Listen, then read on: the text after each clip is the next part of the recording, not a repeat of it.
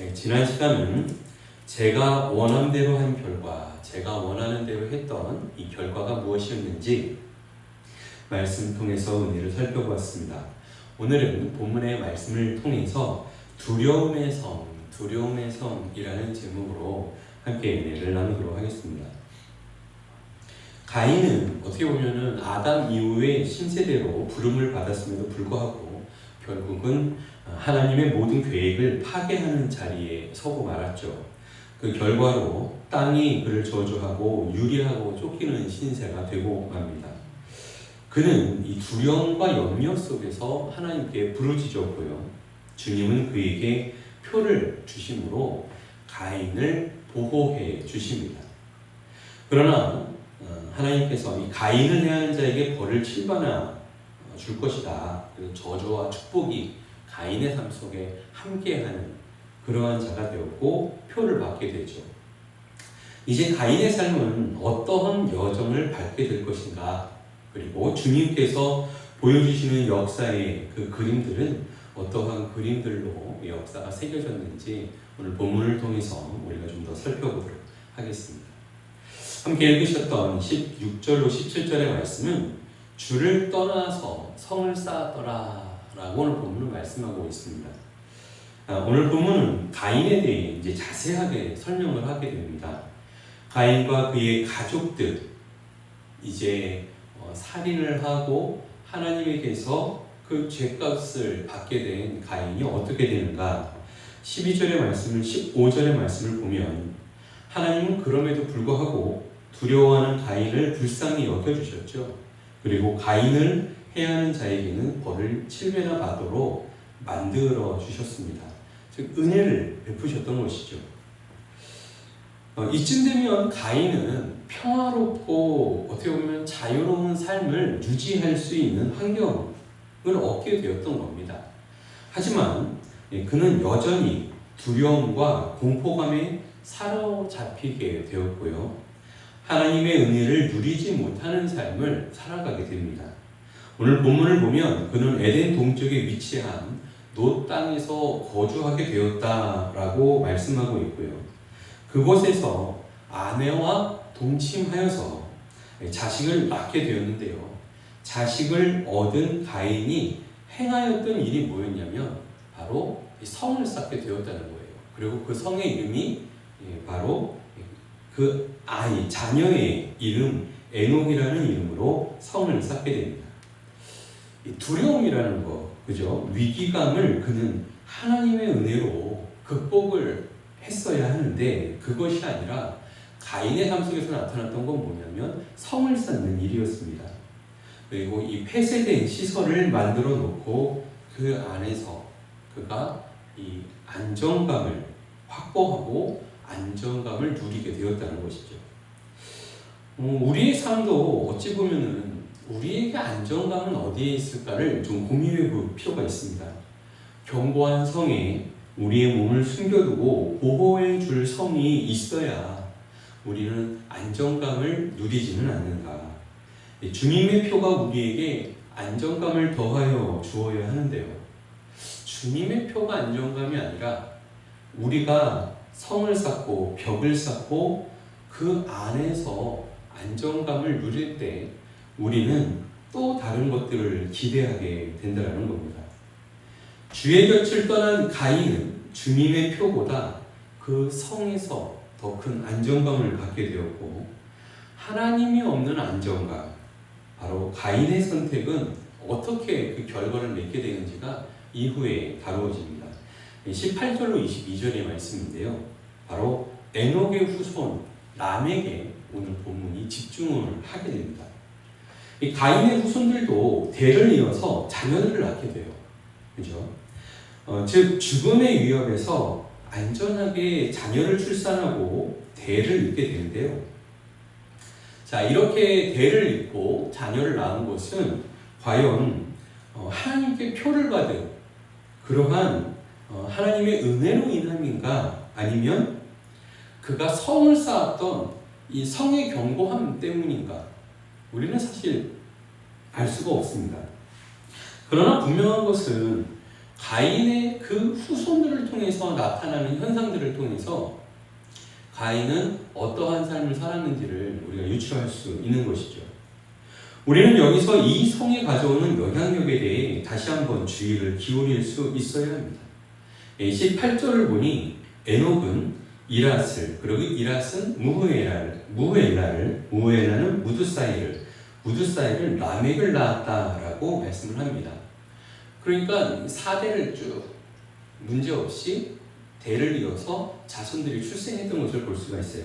그리고 19절을 보니 이제 성에서 자란 후손 중에 라멕이라는 인물이 등장하게 됩니다. 그리고 이 라멕은 본문에 보니까 두 아내를 가졌더라 이렇게 말씀을 해요. 하나의 아내는 아다였고 또 한 명은 실라였습니다.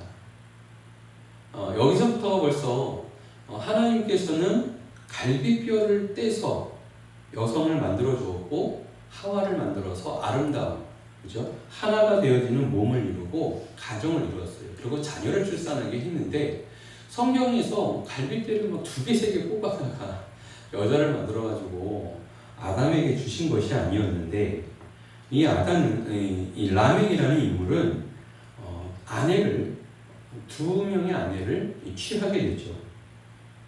그리고 이 2 아내를 통해서 장막에 거하면서 자녀들을 출산하게 됩니다. 20절에 보면은 아담은 야발이라는 아들을 낳았죠. 장막에 거주합니다. 마찬가지로 이 성과 같은 장막에 거주하면서 가축을 치는 자의 조상이 됩니다. 그리고 그 야발의 아우 유발이라는 인물은 수금과 풍소를 부는 이런 악기를 다룰 줄 아는 그런 조상이 되게 되죠. 또 22절을 보면 실라라는 인물은 이 두발가인을 낳았는데 이 두발가인은 구리와 쇠로 여러 기구를 만드는 자였고 두발가인의 유인은 나아마였다라고 말씀을 합니다. 가인은 성을 쌓고요. 그 자손에게는 재능이 마련됩니다. 또 어떻게 보면 육축을 치고 악기를 다루고 그리고 금속과 기계를 만들 줄 아는 이 가인의 후손들은 문명을 비약적으로 발전시켰던 이러한 모습을 우리는 발견하게 돼요. 두려움으로 세워진 성을 건설하고 그곳에서 시간을 보내면서 문명의 태동이 형성되었는데요. 그러나 이 문명의 완성이 되는 나라는 다른 것이 아니었다는 거죠. 바로 유토피아. 정말 사랑할 만한, 사람이 살만한. 근데 이 사람이 행복하게 살아갈 수 있는 이 나라의 기준이 뭡니까?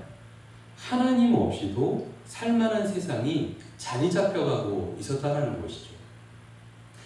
대를 지나서 세대를 넘어서 나타나는 현상들은 결국 하나님이 없는 영광을 만들어내는 이 세대가 도래하게 되었다는 겁니다.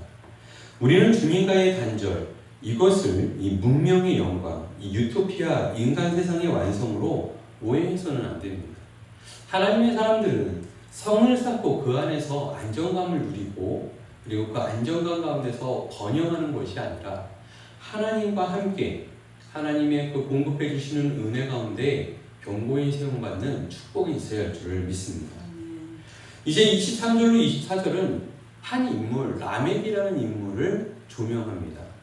그는 어떠한 삶을 사는가? 그의 광기에 대해서 본문이 다루는데요. 그 세 아들 그리고 딸의 아버지였던 라멕은 아내가 2이나 되죠. 문화를 발전시켰음에도 그의 삶의 결과는 악행으로 얼룩지고 있었다라는 것이에요. 문화와 행복이 이 문화가 이렇게 번성하고 자식들이 이렇게 어떤 중요한 역할들을 감당하면서 생활의 비약적인 발전들이 있어 왔지만 그들에게 과연 이 행복이 충만하게 찾아왔을까?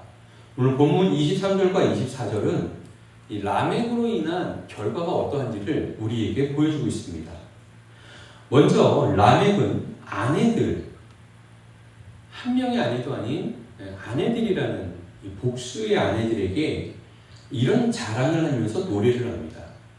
자신이 당한 상과 자신이 상한, 자신이 다친 이유 때문에 자신은 사람을 죽였대요.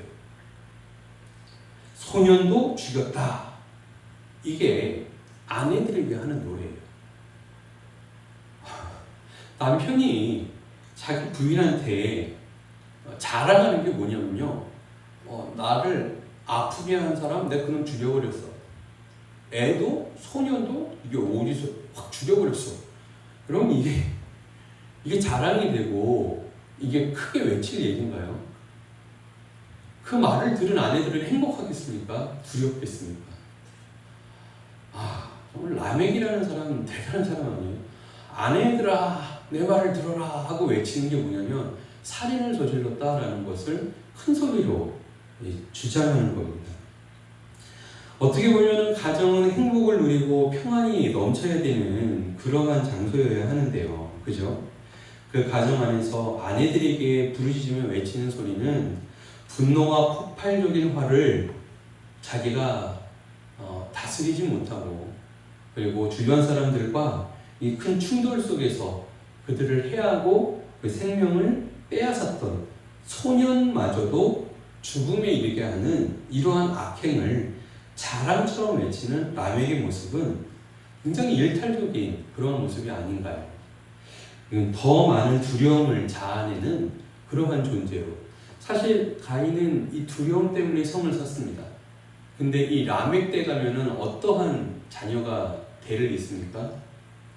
많은 사람들의 두려움의 대상이 되고 두려움이 자랑이 되고 그리고 가정 안에서도 이 두려움을 생산하는 그러한 가정이 형성되고 말았다는 거죠. 더 나아가서 자신의 조상이 가인을 해하는 자에게는 벌이 7배라고 했죠. 이거 라멕이 하는 얘기입니다. 자기에게 해를 끼치는 자에게는 벌이 77배나 될 것이다 라고 큰 소리로 이야기합니다. 이게 하나님께서 자신을 77배만큼이나 더 보호하고 지켜주신다. 지금 이걸 자랑하고 있는 얘기가 아니에요. 실상은 복수법을 말하는 겁니다. 나한테 해를 끼쳐 가인은 하나님이 7배의 벌을 그 사람에게 준다고 했지만 나는 7배 아니야. 내가 77배를 7배에 77배를 내가 원수를 갚아버리겠어. 내가 해를 끼치겠어. 내가 그놈 가만 안 두겠어. 다 죽여버리겠어. 이거예요. 무섭죠? 두려움이 없는 사람이 됐어요. 그리고 자신이 두려움이 되었어요. 다른 사람들에게 두려움의 대상이 되는 나를 건드리는 자들은 남김없이 다 죽이겠다. 이것이 라멕의 주장이었다는 겁니다. 하나님의 이 도우심으로 받게 된 표가 가인을 보호하고 가인을 두려움에서 지켜주셨지만 가인은 자신의 손을 통해 성을 쌓았고 그 성에서 나오게 된 후손은 결국 하나님도 외면하고 또 하나님이 돌보는 하나님이 지키시는 그러한 백성 그리고 하나님의 형상을 따라 만들어진 자들에게 하나님의 그 섭리와 계획 안에 함께하는 것이 아니라 그들을 그 인간들에게 인류에게 분노와 폭발하는 감정으로 자신의 그러한 두려움을 나타내는 그러한 모습으로 그가 살게 되었다는 것이죠. 말씀을 맺겠습니다. 주님은 인자와 보호하심으로 우리를 지키고 보호하고 계시죠. 우리를 돌보시고 우리에게 표를 주시는 분이십니다. 그러나 주님께로부터 멀어지고 주님의 손길을 외면하면 할수록 그죠? 시간을 지나 대를 이어서 그것이 계속 후손들에게 넘어가면 넘어갈수록 더 큰 범죄와 타락이 나타날 수밖에 없고 오히려 하나님을 외면하고 더 큰 악을 행하는 결과를 가져오게 되더라는 겁니다. 성령 하나님은 우리와 함께 하셔서 우리를 지키고 보호하십니다. 우리의 존재가 더 악한 자리로 빠지는 존재가 되지 않도록 성령님께서 우리를 지키시고 또 그 악에서 우리를 방치하는 것이 아니라 우리를 돌보고 계시죠. 우리와 함께 하시고는 우리와 함께 하시는 그 주님을 붙들고 따르는 저 여러분 되어지기를 바랍니다. 주님의 세미하고 인자한 음성과 그 손길을 의지하며 주님의 나라를 이루어가는 복된 성도의 삶이 다 되기를 예수님의 이름으로 축복합니다. 기도하겠습니다. 사랑하는 주님, 감사를 드립니다. 주님께서 참으로 인류에게 하나님의 그 섭리와 계획 안에서 주님께서 참아주시고 또 함께해 주시고 주님께서 연결해 주시고 하나님의 그 세미한 음성으로 보호해 주셨음에도 불구하고 인류가 걸어갔던 이 타락된 모습들은 참으로 어찌할 수 없는 악의 길이었음을 이 시간 고백합니다. 우리가 하나님이 아닌 다른 곳에 안정감을 찾고 그 안에서 안식을 누리고자 할 때에 찾아오는 이 결과가 얼마나 큰 위험한 요소들인지 우리가 말씀을 통해 살펴보았습니다. 우리로 하여금 알게 하시고 깨닫게 하시고 하나님의 그 뜻 안에서 하나님의 보호하심과 인도하심과 성령의 동행하심 안에서 하나님의 나라를 이루어가는 성도의 삶이 다 될 수 있도록 은혜